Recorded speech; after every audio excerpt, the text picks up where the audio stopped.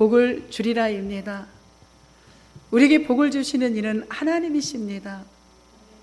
내가 어떠한 수고를 해서가 아니라 우리가 수고할 수 있도록 우리의 여건을 열어주신 분, 우리의 건강을 허락하시고 우리의 상황을 만들어주신 분, 그 하나님이 우리에게 복을 주십니다. 이건 제 이야기가 아니라 오늘 학계 선지자를 통하여 하나님이 친히 말씀하신 내용인 거죠. 왜 이러한 말씀을 하셨을까? 우리가 오늘 성경 본문을 통하여 다시 한번 바라볼 수 있기를 소망합니다. 우리 이런 말이 있죠. 화장실 들어갈 때 마음하고 나올 때하고 다르다.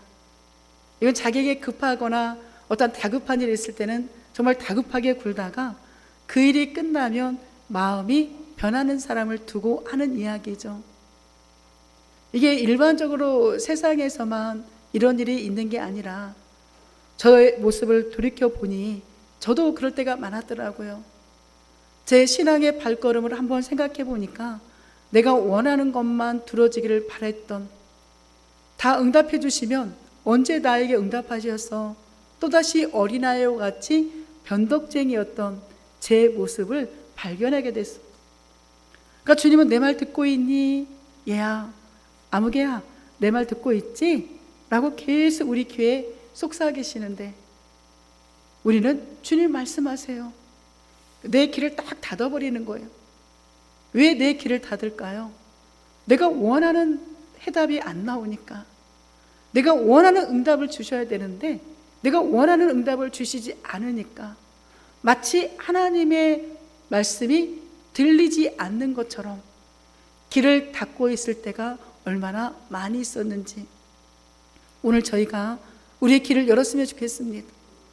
우리의 마음을 열었으면 좋겠고 우리의 입술을 열으셔야 됩니다.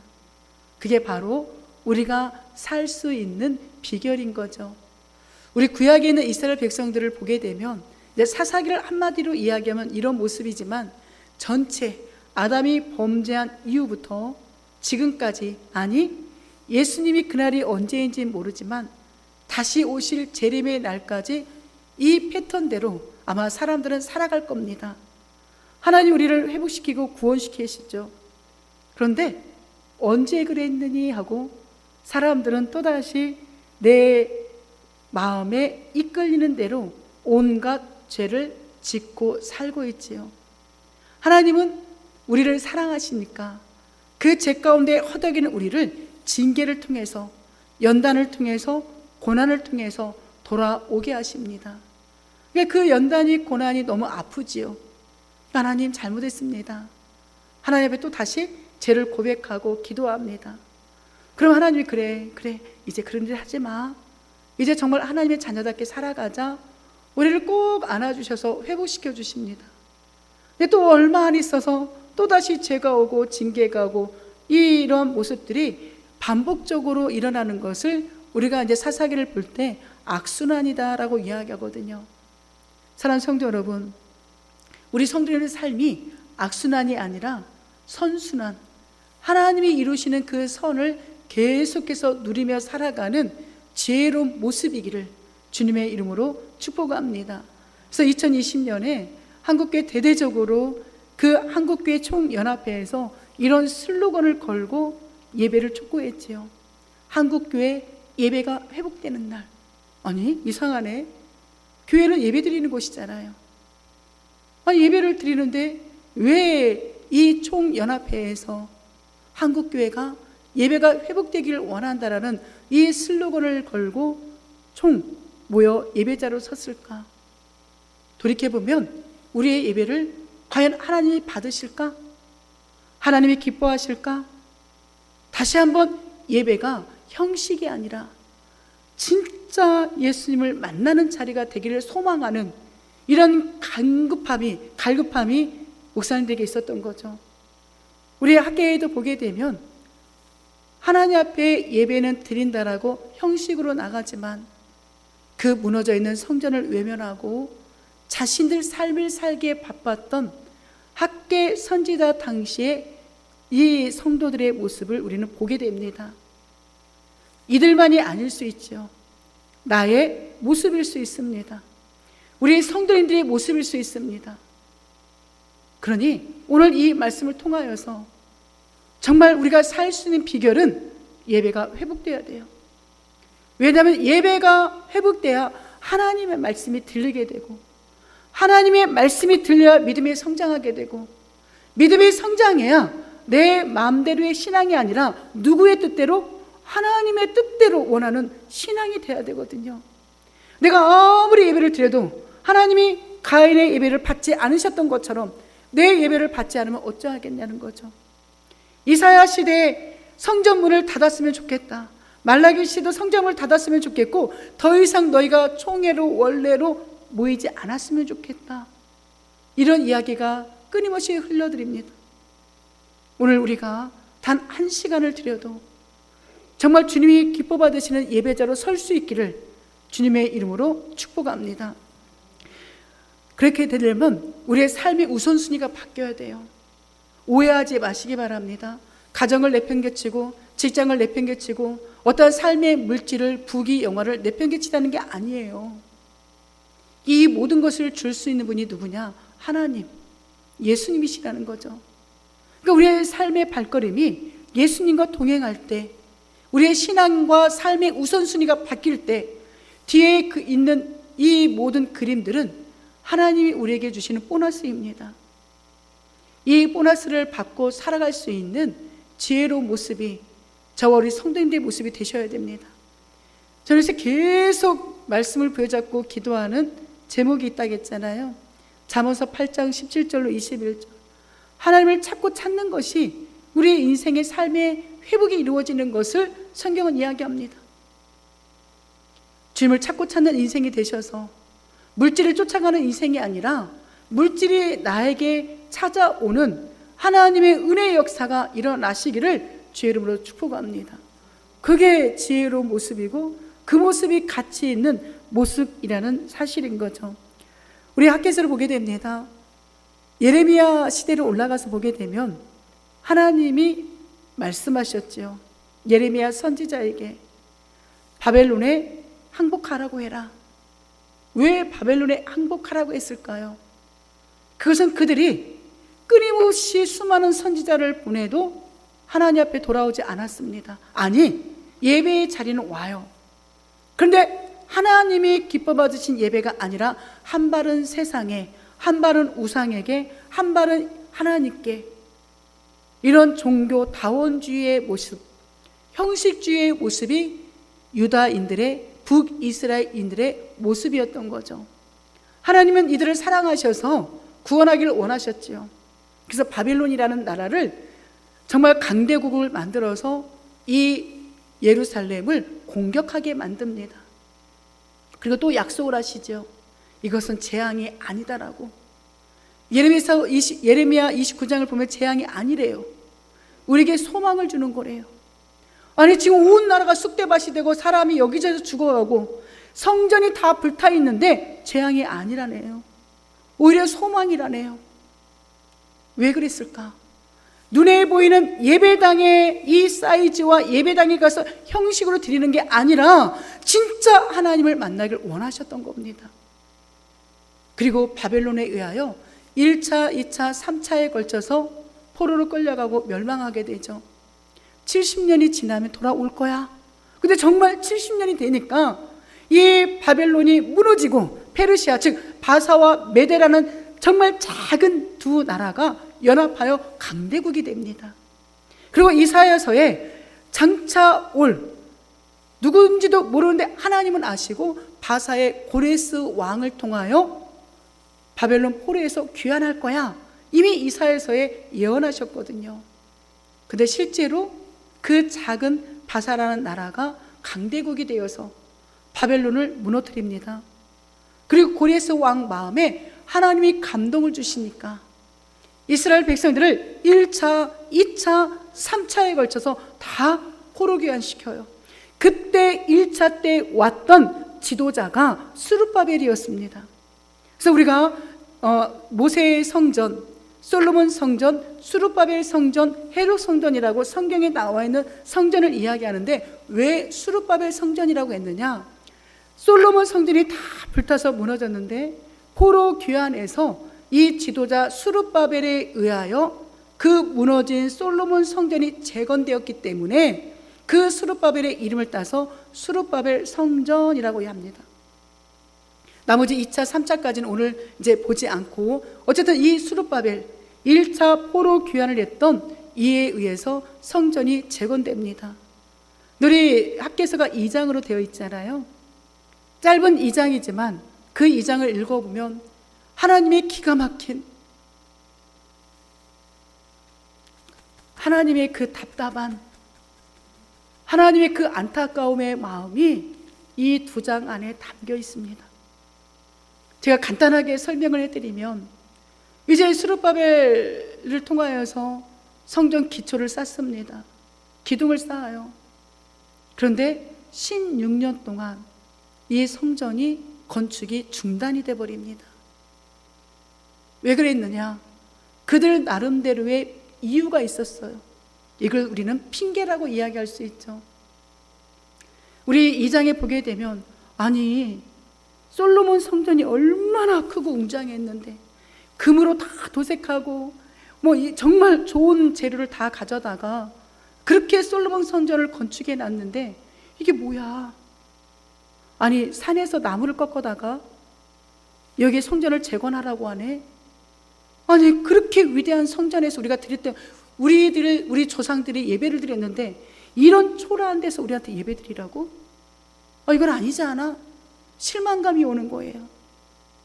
어떤 성도님들 그런 분들이 있죠. 큰 대형교회를 다니는 것을 대기업에 다니는 것처럼 자부심을 갖고 있는 분들이 분명히 있습니다. 이거 진짜 잘못된 신앙이에요. 그리고 성도수가 작은 교회를 다니는 분들을 무시합니다. 실제로 제 주변에도 그런 분들이 있었고 있습니다. 저는 그런 분들을 보면 진짜 안타깝거든요. 기독교 방송 한번 보십시오. 정말 저기 먼 선교지에서 정말 텐트 하나 치고 예배를 드리는 곳도 있고 우리나라에도 저는 오지 같은데 정말 연세가 80세가 넘은 두세 분의 어르신들 모시고 예배 드리는 목사님들도 계세요. 그럼 그 목사님들이 저주받았습니까? 그 목사님이 능력이 없어서 그러고 있습니까? 오히려 그분들이 더 존경받아야 되잖아요. 그런데 우리도 이 학계 시대의 그런 성도들처럼 큰 교회, 성도가 많고 모든 걸 다 갖춘 교회에 있어야 복받은 것처럼 생각해요. 이거 착각입니다. 이거 다 내려놓으셔야 돼요. 그런데 학계 시대에 그 성도들이 이런 신앙관이었던 거예요. 또 하나 북이스라엘의 사마리아인들이 우리 이제 느헤미야나 보게 되면 도비야라는 사마리아인이 방해합니다. 왜 방해하냐면 지금 예루살렘 남유다가 저렇게 지금 지도사에 조그만하게 보이잖아요. 다 무너져 있으니까 폐허가 되니까 도적들이 우글우글하니까 이 많은 사람들이 이 예루살렘을 거치지 않고 사마리아 쪽으로 돌아서 다른 나라와 이 물품을 교환하는 이 무역을 하거든요. 근데 이 예루살렘이 남유다가 회복이 되면 어디로 갈까요? 남유다를 먼저 거쳐서 오기 때문에 자신들에게 물질적 손해가 임할까봐 이 도비야와 그 세력들이 이 성전이 건축되는 걸 계속 방해합니다. 그러니까 이 유대인들에게는 핑계거리가 있잖아요. 아니 나는 건축하고 싶어. 하고 싶은데 저렇게 방해하잖아. 쉽게 이야기하면 나 신앙생활 열심히 하고 싶어. 근데 저 사람이 나를 시험 들게 하잖아. 우리 남편이 시험 들게 하잖아. 아니 우리 자녀들이 내가 원하는 대로 좀 인생이 풀렸으면 좋겠는데 아니 기도해봐야 소용없네. 교회 다녀봐야 소용없네. 하나님 믿어봐야 소용없네. 자녀들의 인생이 내 마음대로 안 되네. 아니 내가 그렇게 예수를 믿었는데 내 안에 질병이 찾아오네. 이게 뭐야? 이런 다양한 핑계가 우리에게 찾아올 수 있어요. 그리고 학개서 1장에 보게 되면 이제 70년 동안 집을 비워놨으니 땅을 비워놨으니 거기를 자기들이 먼저 먹고 살아야 되니까 자기 집들을 건축하고 자기 땅들을 개간하게 바쁩니다. 즉 쉽게 이야기하면 먹고 살기 바쁜데 언제 예배드리냐는 거죠. 아니 내가 먹고 살기가 이렇게 바쁜데 언제 교회 나가서 예배를 드리냐는 거죠. 이게 바로 이들의 핑계였습니다. 근데 우리 학개서를 쭉 읽어보시면 알겠지만 이렇게 살아가는 이들의 인생이 가뭄으로 인하여 오히려 궁핍해져요. 내가 내 힘으로 70년 동안 비웠던 우리의 집을, 우리의 땅을 개간해서 잘 먹고 잘 살 줄 알았는데 아니요, 하나님이 가뭄을 냅니다. 그 인생이 일어나지 못하게 막아버립니다. 하나님이 오늘 우리 본문에 그 얘기하는 거, 너네들 어떻게 잘 되고 있니? 너희들 교회 내팽개치고 하나님 성전 예배 드려야 될 예배당 내팽개치고 니네 먹고 살기 바쁘지? 잘 되고 있어? 이렇게 물어보시는 거예요. 그런데 그들의 삶을 보니까 모든 게 무너졌거든요. 사랑하는 성도 여러분, 우리가 삶의 우선순위가 바뀌었으면 좋겠습니다.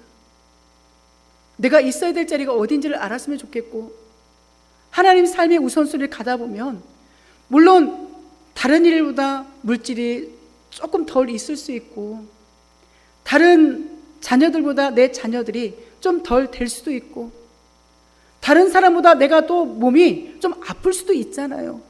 그래도 웃으면 얼마나 좋을까. 그래도 그때마다 더 찬양하고 더 기도하고 하나님을 의지하는 이 믿음이 회복되는 게 복이라니까요. 이 땅에서만 그렇게 살아가면 억울하겠죠. 그런데 이 땅을 떠나 천국에 가게 되면 하나님 안에 눈물도 고통도 아픔도 없는 그 천국이 우리에게 기다리잖아요. 아, 이까짓 것쯤이야. 한번 해보실래요? 이까짓 것쯤이야. 그러셔야 돼요. 좀 아프면 어때? 좀 돈을 덜 벌면 어때? 좀 내 자녀가 더 좋은 직장에 가지 않으면 어때? 건강한데, 이렇게 행복하게 평범하게 살아가는데, 사랑하는 성도 여러분, 오늘 이 자리에 나온 것이 기적이라니까요. 아프면 못 나와요. 교통사고 나면 못 나온다니까요. 하나님이 우리를 지켜주지 않으면 이 자리에 못 나와요. 평범하게 살아가는 것이 기적이에요. 얼마나 많은 일들이 지금 일어나고 있습니까? 근데 그 수많은 일들이 일어나는 가운데 오늘 내가 이 주일 예배를 지킬 수 있는 거, 이게 기적입니다. 그러니 이거 한 가지만 가지고도 오늘 우리는 하나님께 감사의 고백을 올려드리셔야 돼요. 그렇게 멋있게 살아가는 저와 우리 성도님들 되었으면 좋겠습니다. 아니, 그렇게 믿음이 성장하시기를 주님의 이름으로 축복합니다. 학개를 보게 되면 1장, 2장에 이런 내용이 있어요. 학개야, 학개 선지자야, 성전을 다시 이 백성들에게 16년 동안 손을 놓고 있는 이들에게 성전을 건축하라고 해라. 다시 재건하라고 해라. 이 이스라엘 남유다 백성들을 책망합니다. 그리고 그들에게, 좌절 가운데 있는 이들에게 희망과 소망을 주는 설교를 해요. 4편의 설교를 합니다. 4편의 말씀을 전하거든요. 우리 신명기는 모세가 3편의 설교를 하고 있잖아요. 이 학개는 짧지만, 그리고 2장에서부터 가게 되면, 야, 솔로몬 성전보다 지금 짓고 있는 스룹바벨 성전이 너무 초라하다고? 뭔 말이야. 학개에서 2장 7절 8절 보게 되면 장차 오실 메시아, 보배로운 우리 메시아 예수 그리스도 안에 너희들의 심령에 그 메시아 예수 그리스도가 계심으로 말미암아 이전보다, 즉 육적으로 화려했던 솔로몬의 성전보다 더 큰 하나님의 영광을 만국의 보배이신 예수 그리스도 안에서 우리가 누리게 된다라고 위로하는 거예요. 고린도 후서에는 질그릇과 같은 우리 안에 보배이신 예수가 계신다고 하잖아요. 우리 성도님들의 심령 가운데 예수님 계시지요. 그러면 우리 성도님들은 그 영화로운 하나님의 영광을 보고 살고 있는 거예요. 지금 학개 선지자가 그걸 위로하는 겁니다. 외관상 좋은 게 중요한 게 아니라, 초라하지만, 부족하지만, 연약하지만, 질그릇과 같이 깨지기 쉽지만 우리 안에 보배이신 만국의 은과 금의 주인이신, 이게 학개서의 내용입니다. 그 예수가, 그 메시아가 우리의 주인이 되어주시니 우리는 영광스러운 삶을 살게 될 것이고, 그 다시 성전을 재건하여 하나님 앞에 예배드리는 오늘 그 순간부터 하나님 복을 주신대요. 이 말씀이 믿어졌으면 좋겠습니다. 그 이제 어린애 같은 신앙이 아니라 진짜 멋있는 신앙의 모습으로 거듭날 수 있는 저와 우리 성도님들 되시기를 간절히 소망합니다. 그 삭개서의 이 핵심이 뭐냐? 하나님 앞에 축복을 받고 싶잖아요. 복을 받고 싶잖아요. 그러면 우선순위를 잘 결정하라는 겁니다. 오늘 나에게 우선순위가 무엇인지 오늘 삭개서의 말씀을 통하여서 다시 한번 결단하고 그대로 준행하는 삶으로 실천하는 저와 우리 성도님들 되어질 줄 믿습니다. 우리 18절 한번 읽어볼까요? 시작. 너희는 오늘 이전을 기억하라. 아홉째 달 24일 곧 여호와의 성전 지대를 쌓던 날부터 기억하여 보라. 아멘. 오늘 9월 24일 구체적으로 날짜까지 이렇게 기록이 되어 있을까? 근데 오늘 우리 삭개서를 쭉 읽어보시면 알겠지만 날짜가 계속 등장을 해요. 1절부터 보면 날짜가 등장합니다. 근데 날짜가 오늘 좀 센스 있으신 분들은, 성경을 미리 읽어오신 분들은 뭐야? 여기 화면에 보이는 날짜와 삭개서에 나와 있는 날짜가 다르네. 아이고 목사님 잘못 다 오류났네 라고 하시겠지만 성경에 나와 있는 날짜는 태양력, 일반 사람들이 지키는 날짜라면 오늘 제가 보여드린 이 날짜는 유대의 달력이 따로 있거든요. 이 유대 날짜를 보여드리는 겁니다. 왜냐하면 하나님께서는 이 유대인들이 그들의 농사철에 맞는 날짜들이 있고 유월절, 출애굽했을 때 하나님이 그들에게 그들만의 달력을, 날짜를 새로 결정해 주셨거든요. 4번의 말씀을 선포하는데 계속 1장 1절부터 시작하는 게 날짜가 구체적으로 등장합니다. 왜 그랬을까? 왜 학기 선지자가 그냥 그렇게 말씀을 선포했습니다 해도 될 걸 몇 월 며칠, 몇 월 며칠, 몇 월 며칠을 구체적으로 기록했을까? 그것은 핑계대지 못하도록, 그 남유다 백성들이 핑계댈 수 없도록 한 단계 더 위인 거죠. 첫 번째 말씀을 선포했던 유대 달력으로 예수님 오시기 전 주전 520년 8월 29일 이날은 월삭이라던가 곡식이 완전히 다 익은 시기이기 때문에 바쁘지가 않은 거예요. 두 번째 말씀을 선포했을 때는 장막절, 이제 우리 계속 민수기도 이 모습을 보겠지만 이미 모든 추수가 다 끝나서 할 일이 없을 때입니다. 그러니까 성전을 재건하는 일에 핑계댈 일이 없는 거예요. 세 번째 말씀, 네 번째 말씀 역시도 봄 추수를 앞두고 곡식이 익어가는, 이미 다 기다리는 그런 때이기 때문에 이들이 핑계댈 수가 없는 겁니다. 내가 예배를 드리지 못하는 거, 하나님의 뜻에 따라 살지 못하는 거, 우리는 얼마나 다양한 핑계거리를 지금 찾고 있습니까? 하나님 그게 안 통하신다니까요. 그게 안 통하십니다. 그러면 더 이상 핑계거리 찾지 마시고 진짜 할 수 있을 때 마음껏 주님의 일을 감당하시는 저와 우리 성도님들 되시기를 주의 이름으로 축복합니다. 오늘 9월 24일 보면 아까도 말씀을 드렸죠. 모든 이 농사를 짓는 그 바쁜 시기가 다 지나갔다. 그러니 너무 바빠서 이 성전을 재건할 수 있는 이게 아니다라는 그들의 주장이 틀렸다라는 것을 말해주고 있습니다. 성전을 짓는 일에 무관심해서 핑계를 댄 거지 그들이 일이 바빠서 핑계를 댄 게 아닌 거예요. 더 쉽게 이야기하면 저와 우리 성도님들이 하나님의 그 일에, 예배자의 자리에 서는 일에 이 핑계 저 핑계가 있어서 못하는 게 아니라 그만큼 첫사랑이 식어진 겁니다. 내 믿음이 식어진 거예요. 정확하게 아셔야 돼요. 바빠서라고요? 그게 아니에요. 하나님에 대한 열정, 예수님에 대한 그 사랑이 식어졌다라는 증거인 거예요. 저도 마찬가지고 우리 성도님도 마찬가지고 첫사랑이 회복되시기를 주님의 이름으로 축복합니다. 첫사랑이 회복되시기를 주님의 이름으로 축복합니다. 더 이상 핑계대지 마시기를 주님의 이름으로 축복합니다. 할 수 있을 때 하세요. 할 수 있을 때 예배 드리시고, 할 수 있을 때 정말 주님 앞에 쓰임받는 저와 우리 성도님들 된다라면 얼마나 멋있을까. 우리 오늘도 보면 이전 일을 기억하라 라고 이야기합니다. 그 이전 일이 뭐냐면 우리 에스라를 보게 되면 이제 포로 1차, 2차, 3차 계속 오잖아요. 에스라 3장 10절과 11절에 이런 말씀이 기록이 되어 있습니다. 건축자가 여호와의 성전의 기초를 놓을 때에 모든 백성이 여호와의 성전 기초가 놓임을 보고 여호와를 찬송하며 큰 소리로 즐거이 부르며 아멘.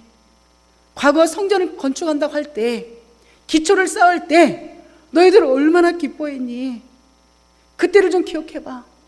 야, 우리 다시 이제 예배 드릴 수 있겠구나. 70년 동안 예배를 드리지 못하고 포로 생활로 있었던 우리가 이제는 우리나라에 돌아와서 마음껏 하나님께 예배 드릴 수 있겠구나.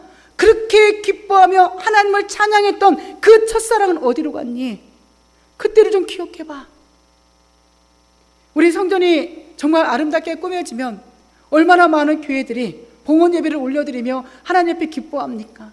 근데 얼마 지나지 않으면 예배당은 근사하고 화려하지만 그 안에 와서 예배드리는 성도들은 점점 줄어들고 있는 거죠.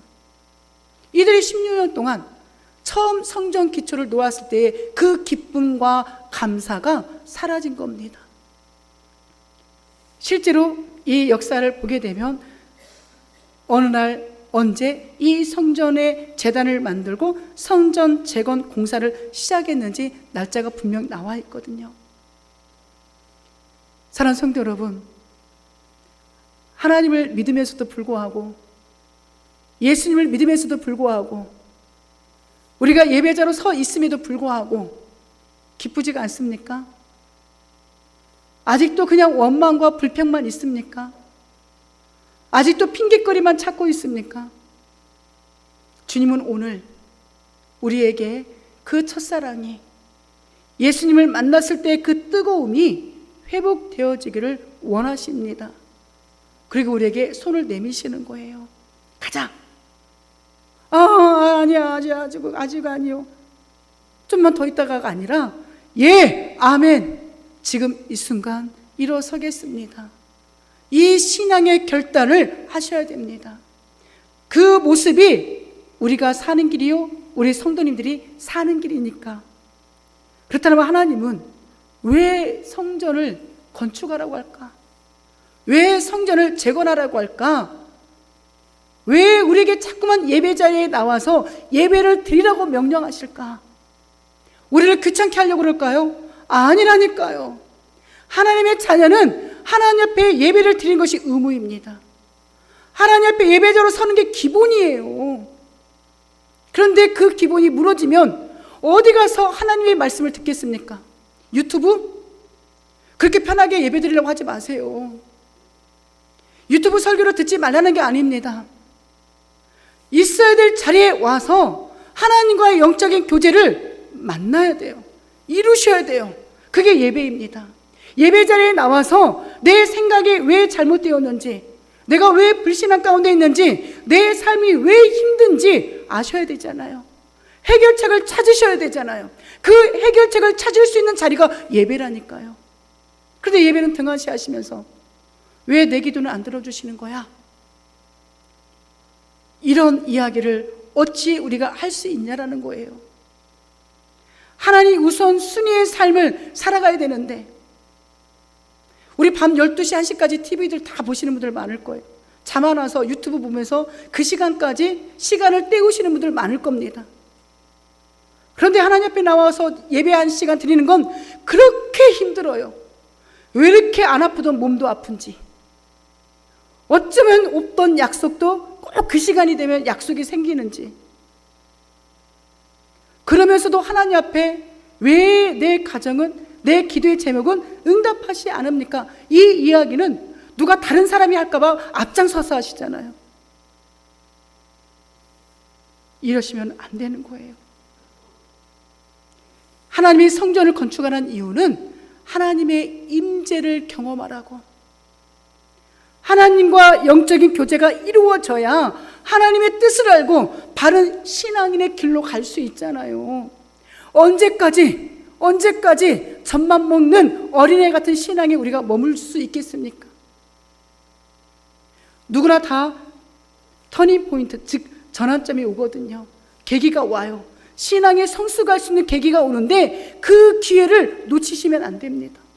오늘 이 시간이 우리 하나님 앞에 새롭게 우리의 성전을 기초를 쌓을 수 있는 복된 날 되시기를 주의 이름으로 축복합니다. 내일이 아니라 언제요? 오늘 이 시간 주님 앞에 다시 우리의 모습을 재정비하셔야 됩니다. 우리 역대상 22장에 보게 되면 이런 말씀이 있죠. 그가 즉 솔로몬이 내 이름 즉 하나님의 이름을 위하여 성전을 건축할지라. 그는 내 아들이 되고 나는 그의 아버지가 되어 그 나라 왕위를 이스라엘 위에 굳게 세워 영원까지 이르게 하리라. 아멘. 이 성전을 건축할 수 있는 건 복입니다. 성전이 세워지는 건 복입니다.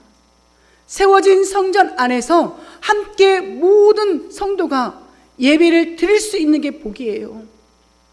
우리 지난주 금요일 날 말씀이었을 겁니다. 금요 예배 때 우리 사도행전 1장에 보게 되면 이스라엘 백성들이, 그 남유다 백성들이 예수님의 부활과 승천을 다 경험하잖아요. 우리 고린도서에 보게 되면 예수님의 부활과 승천을 본 사람들이 500명이 넘는다고 합니다. 근데 그 예수님이 명령하시잖아요. 내가 보내주기로 하긴 그 성령이 오기까지 이 예루살렘을 떠나지 마라. 예수님의 명령이었습니다. 그런데 웬걸 그 열흘을 못 참고 예수님 승천하자마자 다 뿔뿔이 흩어져요. 다 흩어집니다. 그리고 1장 14절에 보게 되면 그 500명이 넘던 사람들 중에 140명만 남아서 기도합니다.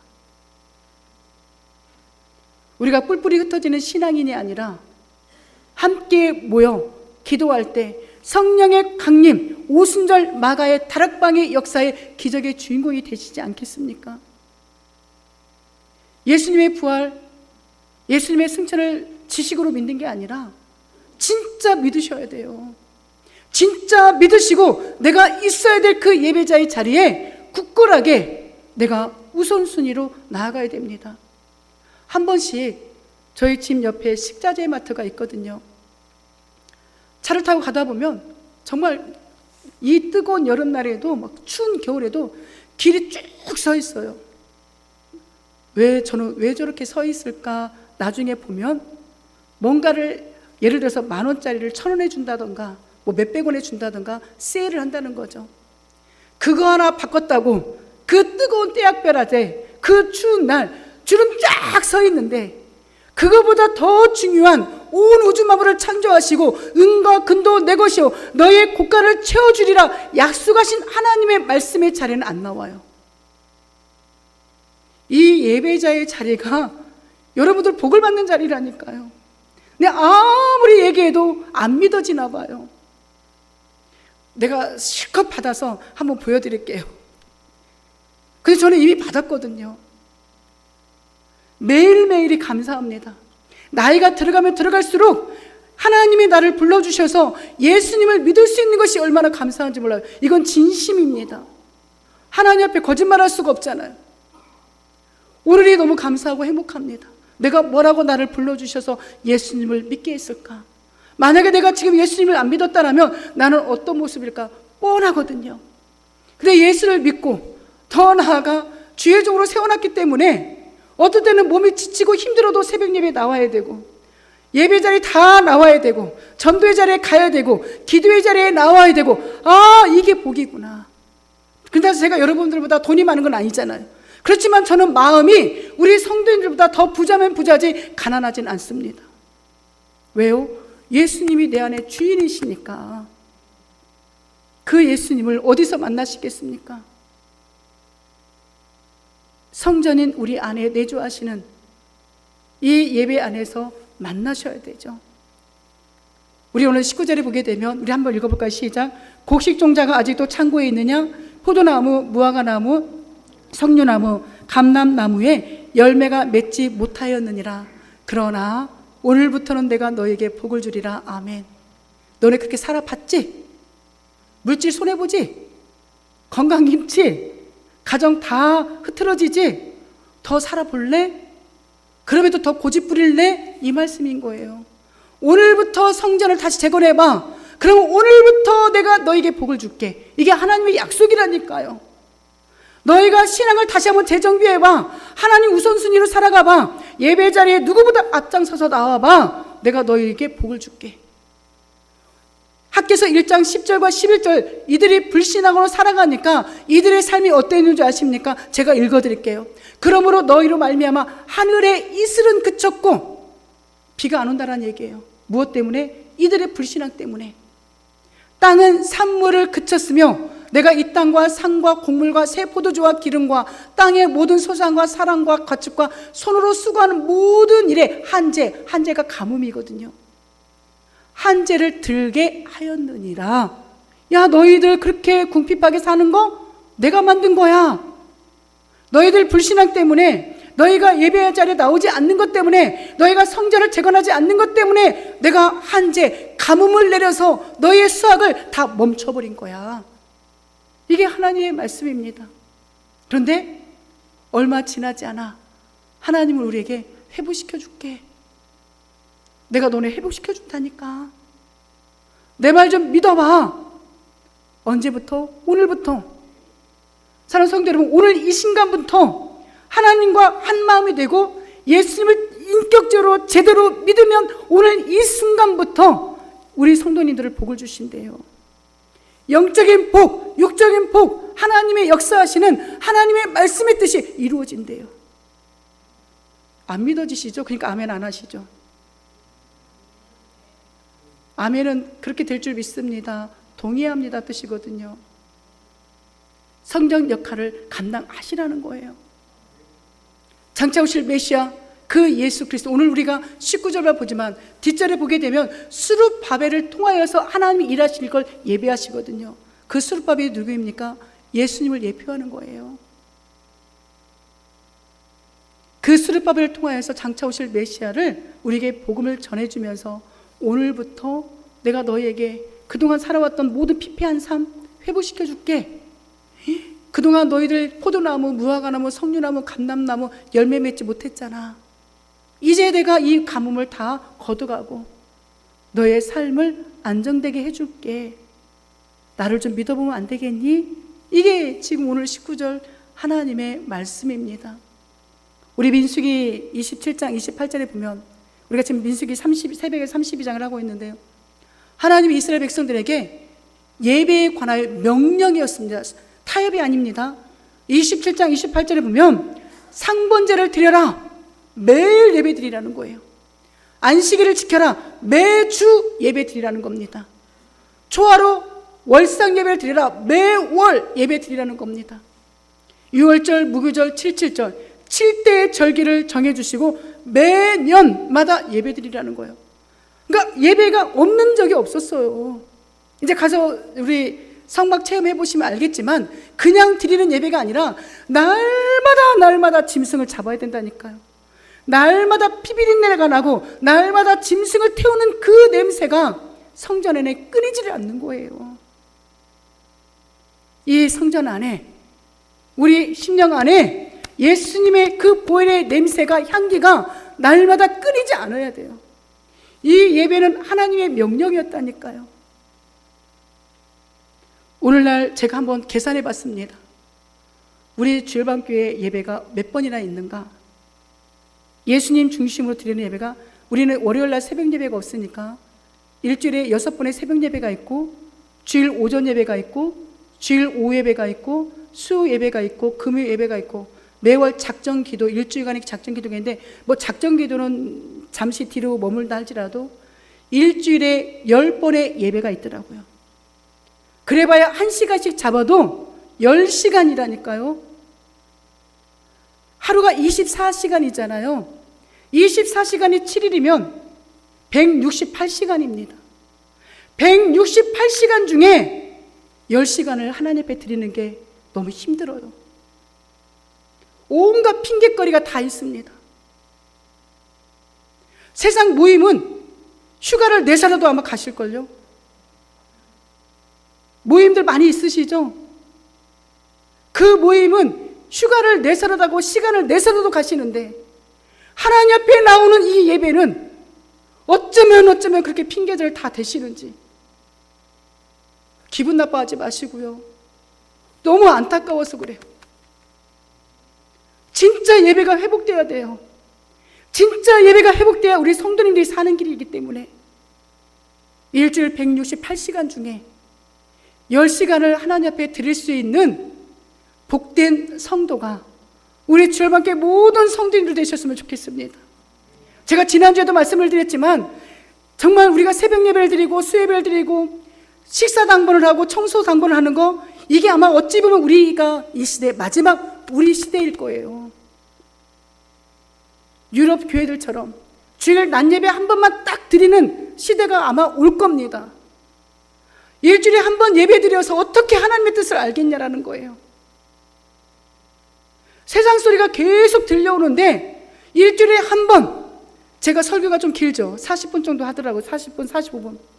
어떤 분은 이것도 정말 지루할 수도 있지만 지루하셔도 참으셔야 돼요. 왜냐하면 일주일에 한 번 오시는데 이 시간에 정말 하나님의 말씀을 전해주고 싶거든요.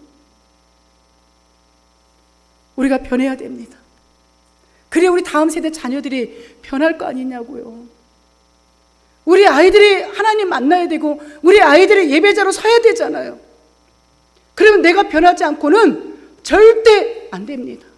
이 시간 이후로 수요일, 금요일 안 나오신 분들도 나오셔야 돼요. 주일에는 오전 예배만 있는 게 아니라 주일 새벽 예배도 있고 주일 오후 예배도 있습니다.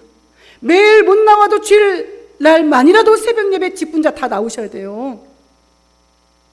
이게 살 길이니까. 죄송합니다. 오늘 절대 저 화난 거 아닙니다. 너무 안타까워서. 지금 학계서 내용 이런 내용이니까. 하나님이 지금 이런 심정을 가지고 얘기를 하고 계시니까. 자녀 사랑하시면 절대 수요일날 금요일날 식사 약속도 잡으면 안 돼요. 다른 날 다 많이 있잖아요. 왜 다른 날 많이 있는데 꼭 예배 시간에 식사 약속을 잡습니까? 다른 날 많고 많은데 왜 하필이면 그날 모임을 잡습니까? 옮길 수 있잖아요. 진짜 안타까워서 그래요. 제 이야기가 기분 나빴다고도 용서하시고 제 이야기가 도전받았다면 감사합니다. 부디 소망하옵기는 도전 받으셔야 됩니다. 이게 살 길이니까. 참 성전인 예수님, 이제 예수님을 통해서 우리가 성전이잖아요. 고린도전서 3장 16절에 보면 너희가 하나님의 성전인 것과 너희 안에, 성전인 너희 안에 성령이 거하시는 걸 알지 못하느냐라고 이야기합니다. 이제 예배당이 성전이 아니에요. 이건 그냥 예배당 건물이에요. 참 성전이신 예수님을 믿는 우리가 성전입니다. 그러니까 내 안에서부터 예배가 회복이 돼야 되고 내 안에서부터 말씀이 회복돼야 되고 내 안에서부터 예배자로 설 때 하나님의 말씀이 들려지고 하나님의 말씀대로 살아갈 수가 있는 겁니다. 우리 학기서 2장 7절에 보면 또한 모든 나라를 진동시킬 거며 모든 나라의 보배가 즉 예수 그리스도를 예표하는 거죠. 이르르니 내가 이 성전에 영광이 충만하게 하리라. 예수님을 믿는 우리 성도님들의 그 심령에, 그 가정에, 그 삶의 신앙 위에 예수님의 영광이 충만할 거래요. 말씀이 육신이 되어 우리 가운데 거하시며 우리가 그의 영광을 보니 은혜와 진리가 충만하더라. 요한복음 1장 14절의 말씀도 있지 않습니까? 힘이 드십니까? 예수님께 물어보세요. 예수가 희망이고 예수가 정답입니다. 그러니 성전인 우리가 예수님을 만나야, 예수님께 돌아와야, 온전한 성전의 모습으로 살아가야 우리가 살 길인 것을, 우리가 주님께 속한 자로 사는 것이 살 길인 것을 오늘 성경은 정확하게 우리에게 말씀하십니다. 그렇게 살아내는 한 주간이 되시기를 주님의 이름으로 축복합니다. 아멘. 가슴에 손을 얹고 고백합니다. 나는 예수님 안에서 복을 누리고 나누며 살겠습니다. 우리 다시 한번 고백합니다. 나는 예수님 안에서 복을 누리고 나누며 살겠습니다. 아멘.